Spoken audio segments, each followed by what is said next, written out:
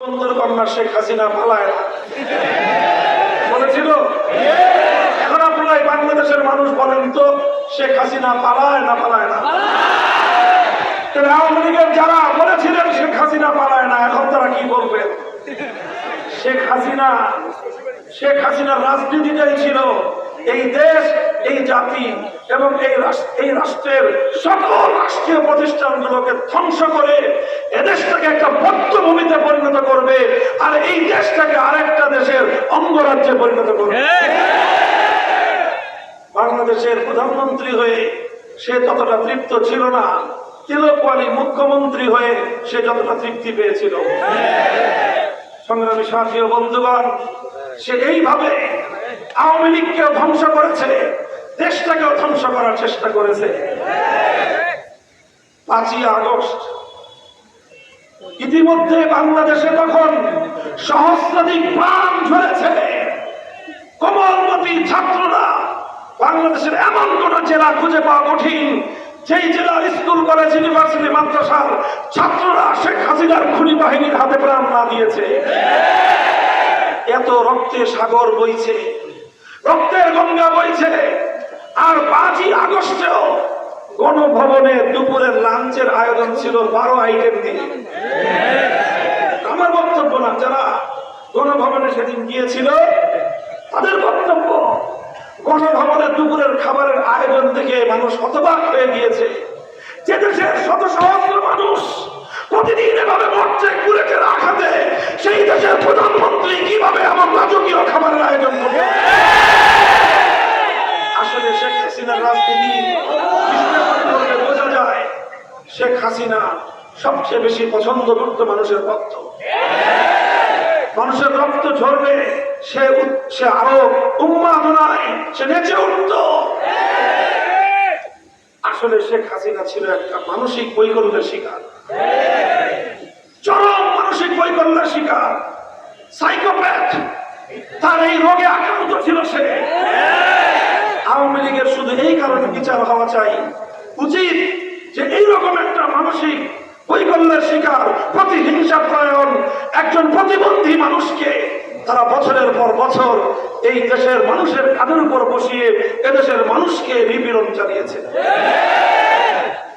একটু বোঝার উপায় দরকার ছিল তাদেরও মধ্যে, আওয়ামী লীগের মধ্যে যাদের ন্যূনতম বিবেক বুদ্ধি ছিল, তাদের কারো কথা সে শুনে নাই। শেষ পর্যন্ত শুনবে কি? তার তো উদ্দেশ্য শুধু বাংলাদেশ না, বাংলাদেশকেও ধ্বংস করবে, আওয়ামী লীগকেও ধ্বংস করবে। সে শুনে নাই।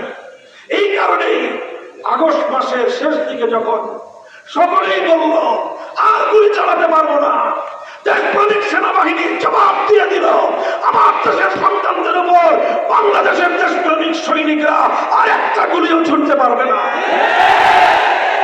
কখনো শেখ হাসিনা দমে নাই, কারণ তার উদ্দেশ্য হলো চূড়ান্ত ভাবে দেশ এবং আওয়ামী লীগ দুটোটাকে ধ্বংস করবে সে।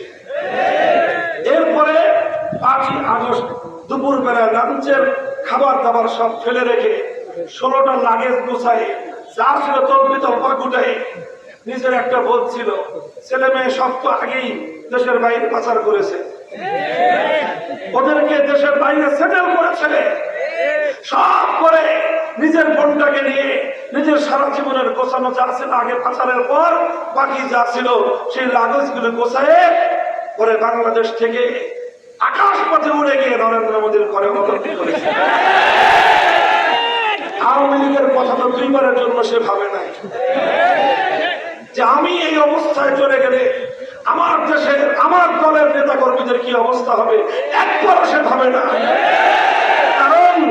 কারণ আওয়ামী লীগের যদি কোনো বিবেকবান মানুষ থেকে থাকেন, আমাদের উপর আর খুব ক্ষিপ্ত হয়েছে, আর ক্ষুব্ধ হয়েন না আমাদের উপর। আমরা সবসময় আপনাদেরকে ভালো পরামর্শ দিয়েছি, কিন্তু আপনাদের কাছে ভালো লাগে নাই। আমি বলেছিলাম, খুব আন্তরিক ভাষায় বলেছিলাম যে লোকটা মারা গেছে একজন মানুষ, তার এই জাতির উপর দেশের উপর অবদান আছে, ভুল ত্রুটিও আছে।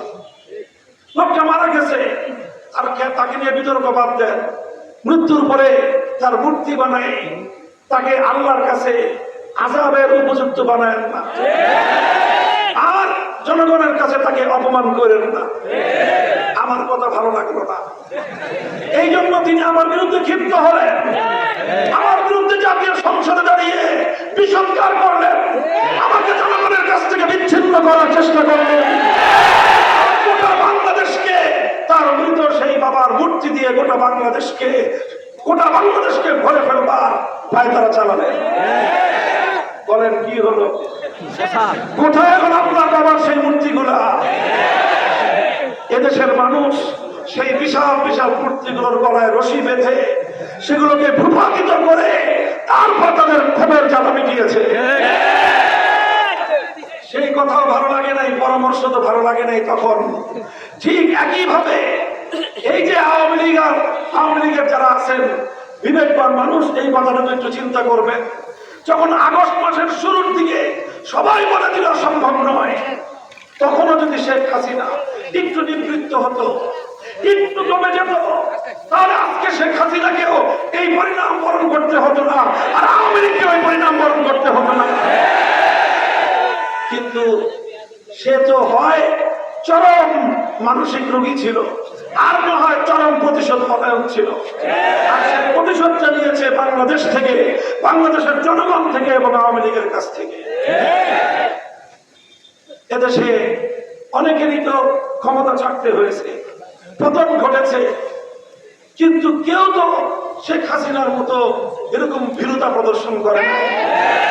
আমাদের উত্তরবঙ্গের মরহুম হুসেইন মোহাম্মদ এরশাদ সাহেব রাজনীতি করেছেন, ভুল ভ্রান্তি মানুষের থাকতে পারে, ছিল, ভালো আছে খারাপও আছে। তিনিও তো তার পতন ঘটেছিল, কিন্তু তিনি তো তার নেতা কর্মীদেরকে এভাবে ক্ষোভের মুখে ফেলে রেখে পালিয়ে যান না। তিনি 5 বছরের জন্য কারান্তরীণ ছিলেন, এরপর দেশ ছেড়ে পালিয়ে যান না। বেগম খালেদা জিয়া অশীতিপর অবস্থায় একেবারে মৃত্যু সজ্জায় শুয়ে কঠিন দুরারোগ্য ব্যাধি নিয়ে বছরের পর বছর কারাবন্দী জীবনযাপন করেছেন। দলের নেতা কর্মীদেরকে জনগণের মুখে ক্ষোভের মুখে দাঁড় করিয়ে নিচে পালিয়ে যাননি। আওয়ামী লীগ যারা করতেন, আমার ধারণা এখন আর কি আওয়ামী লীগ করেন না।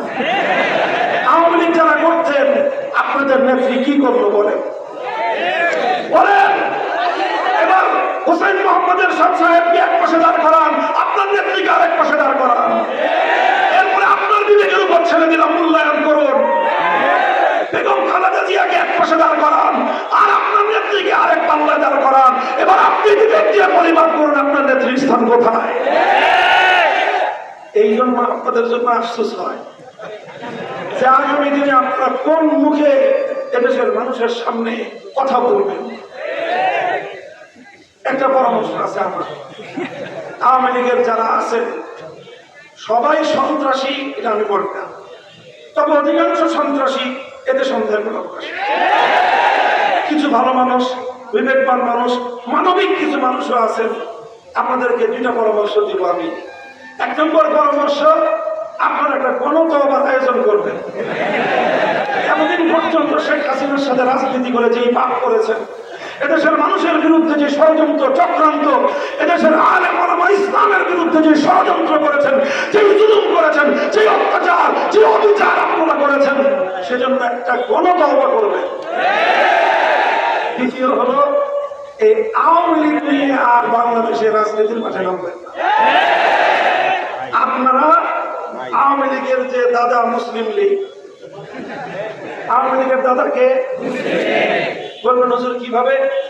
দেখেন, মুসলিম লীগের রাজনীতি দিয়ে শেখ মুজিবুর রহমান সাহেবের রাজনৈতিক জীবন শুরু।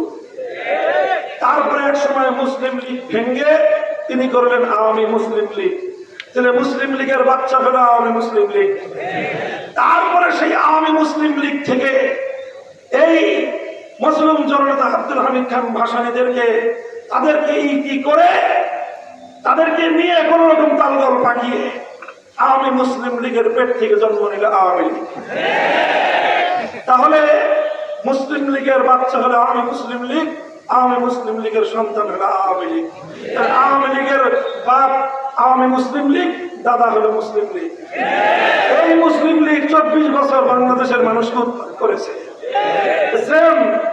এই নাতি যা করেছে দাদাও তাই করেছিল। এরপর ৭১-এর পরাজয়ের পরে এদেশে হারিকেন দিয়ে মুসলিম লীগের খুঁজে পাওয়া যায় না। এরপর এই ৫৪ বছর, দাদার চেয়ে ২০ বছর বেশি না ৩০ বছর বেশি এদেশের মানুষকে আপনারা উৎপাত করেছেন, নির্যাতন করেছেন। আগস্ট বিপ্লবের পরে বাংলাদেশে নৌকা দিয়ে তালাশ করলেও খালে বিলে নদীতে ঘাটে মাঠে কোথাও আর আওয়ামী লীগ আর পাওয়া যাওয়ার কথা না। নতুন নামে আপনাদের মধ্যে যারা বিবেকবান আছেন, যারা রাজনীতি সচেতন আছেন, নতুন নামে বাংলাদেশের রাজনীতিতে আসেন, এদেশের মানুষ আপনাদেরকে স্বাগত জানাবে। সংগ্রামী সাথী ও বন্ধুগণ, আমার আখেরি পয়গাম, এই যে পরাজিত পতিত স্বৈরাচারী শক্তি, তারা ভিন দেশে একটি শক্তির এজেন্ডা বাস্তবায়ন করার জন্য বাংলাদেশে রাজনীতি করেছিল। এখনো তাদের দোসরার প্রেতাত্মারা বাংলাদেশে বিরাজমান।